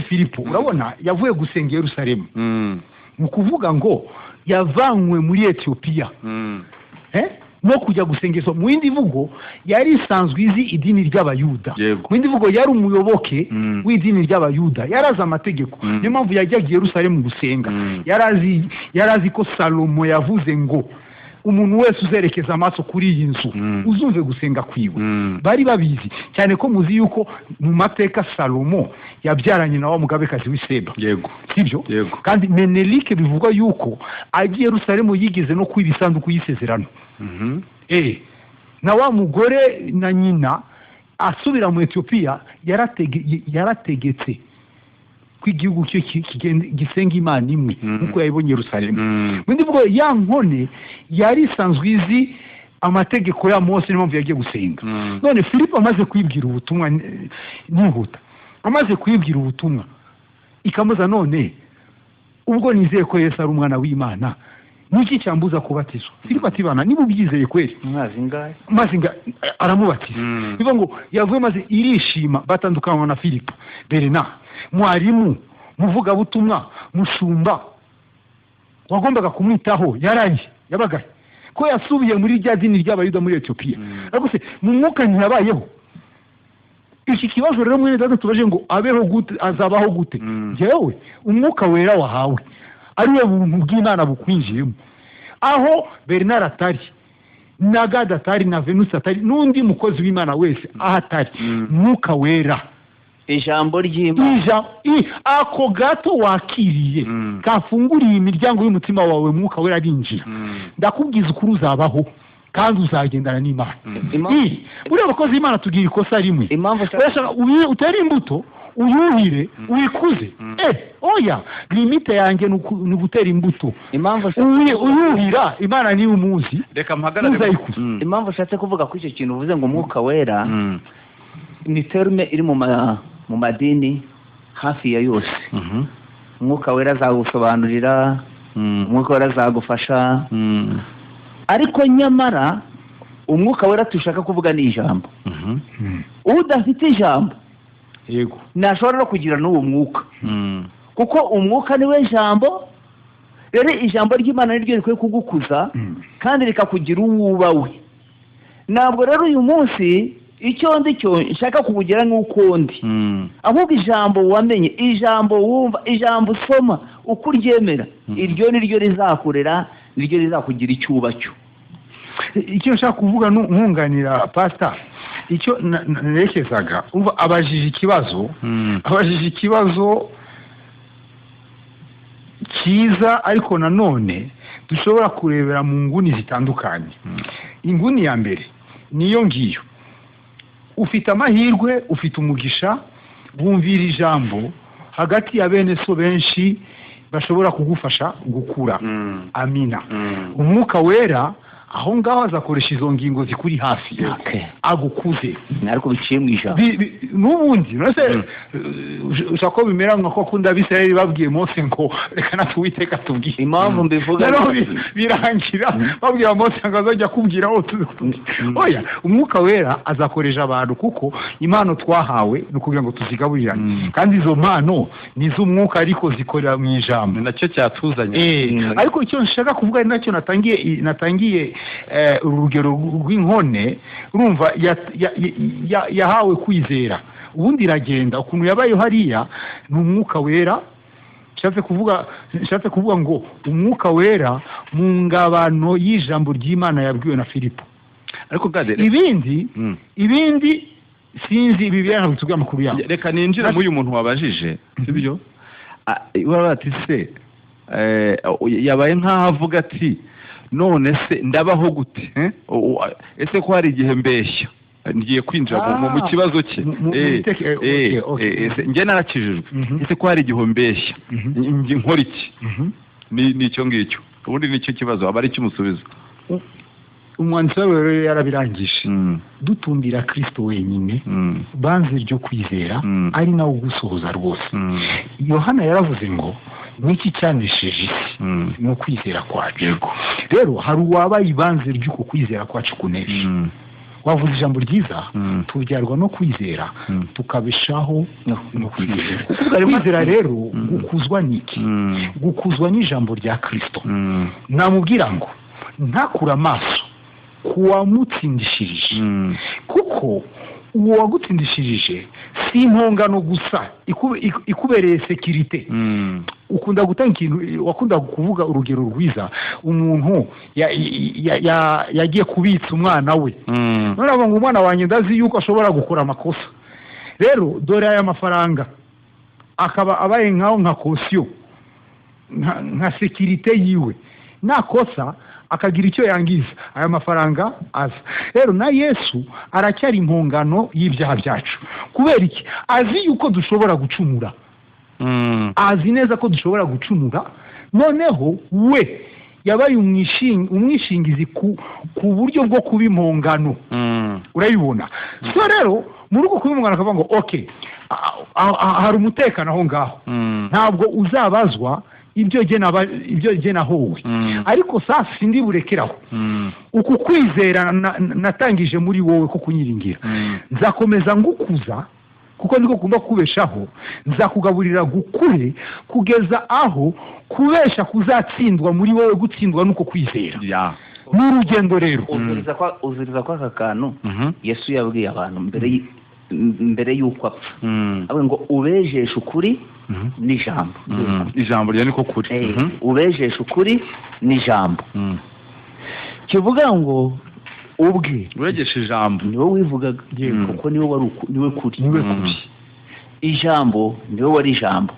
Ariko kuko yabivugaga abibwira abantu akiri kumwe nabo, ababwira aganisha nyine kukuri. Ni nkaho we araho n'ukuri kuri hari.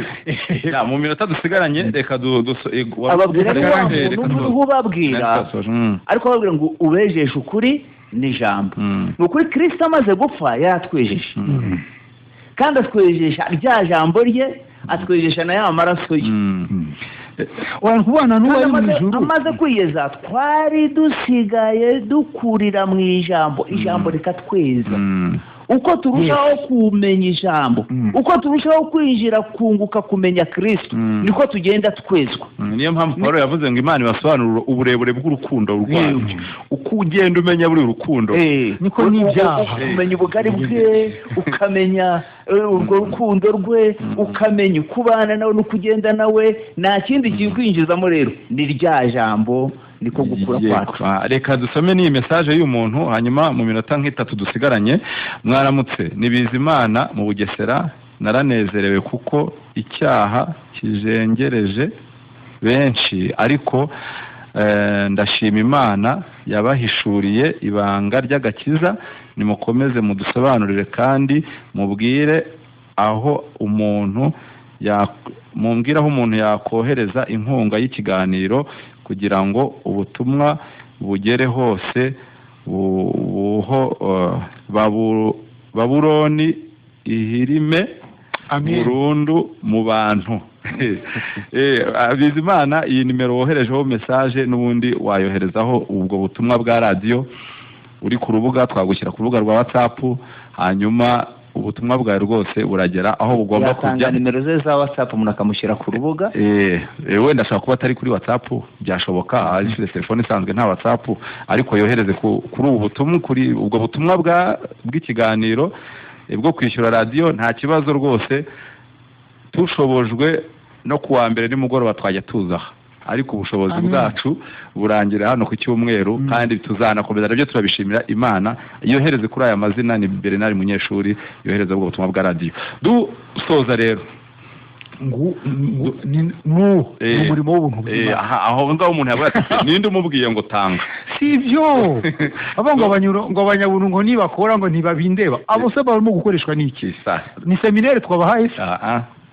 Ariko Imana iha umugisha, tuwenda tutakivuga ku icyo ngicyo, abumva ubutumwa bwiza ndetse n'ababushyigikira ngo bugere hose aho Imana izadushoboza cyane, yaba ari kuri radio, yaba ari kuri televiziyo, yaba ari buri munsi. Icyo tuzashobozwa cyose tuzagikora, kandi Imana iyo turi aha ngaha uvuga ubutumwa ntabwo ari twe turaha gusa gusa nabuvuze n'utuma n'izi mikoro zigera hehe Imana iduhana umugisha. Reka rero dusoza buri muntu nagire icyo avuga, tunabararikira ikiganiro cy'ubutaha tuzaba dufite umushyitsi muri ya mikoro ya 4 bano bahamagaye. Ari n'umuvandimwe uri Gahanga, ntabwo gahunda ye nayibagiwe, yavuze ko nawe azadusura, ubwo nawe tuzaganira noneho aze adusure.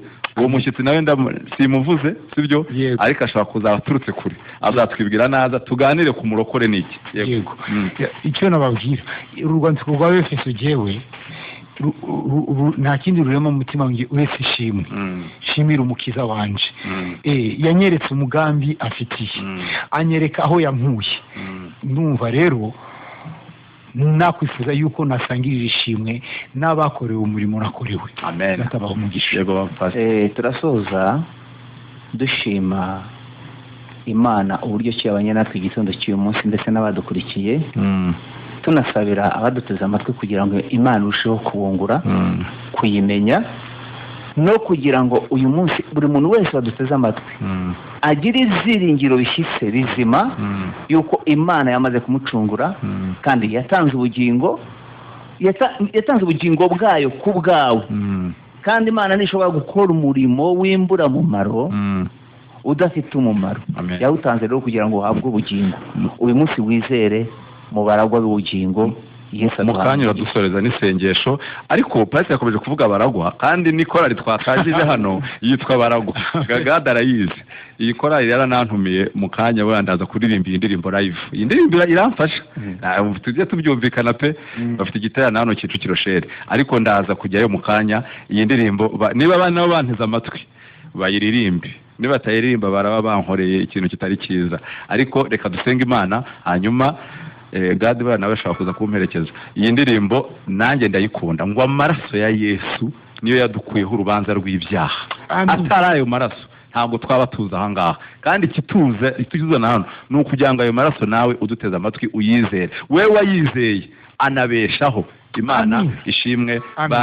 Reka Pastor Imana tugushimiye neza yawe itarondoreka, tugushimiye urukundo rwinshi wadukunze kugeza aho utanga ubugingo bwawe ku bwacu kugira ngo tubeho. Uyu munsi turiho, uyu munsi turahumeka amahoro, uyu munsi turabaragwa b'ubugingo. Data, turagushimye icyubahiro n'ikibi cyawe.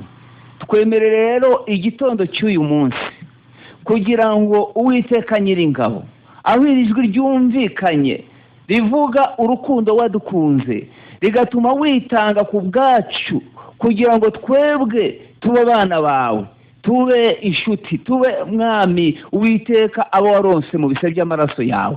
Dusabiye abatarabyumva, abatarabyiyumvamo, kugira ngo uzibure amatwi yabo abashe kumva ijambo ryawe, ribakangurire kwinjira mu irembo, kugira ngo Data biyumve ko bari mu rugo rwa rundi wabateguriye.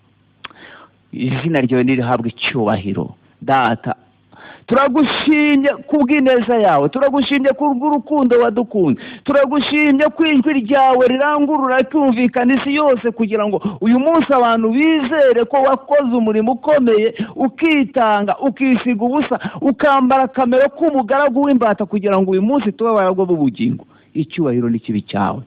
Twemerere rero uyu munsi wa none Data, abumvise n'abatarumva, abo bose Mwami Imana yacu ubashire mu ishyo, kuko n'ubundi ari ishyo ryawe iryo wafiriye, kugira ngo riboneke riciye mu maraso yawe. Icyubahiro n'ikibi cyawe. Ndagushimye Data, bana natwe muri byose, kandi uduhana umugisha n'abatuteze amatwi mu izina rya Yesu. Amen.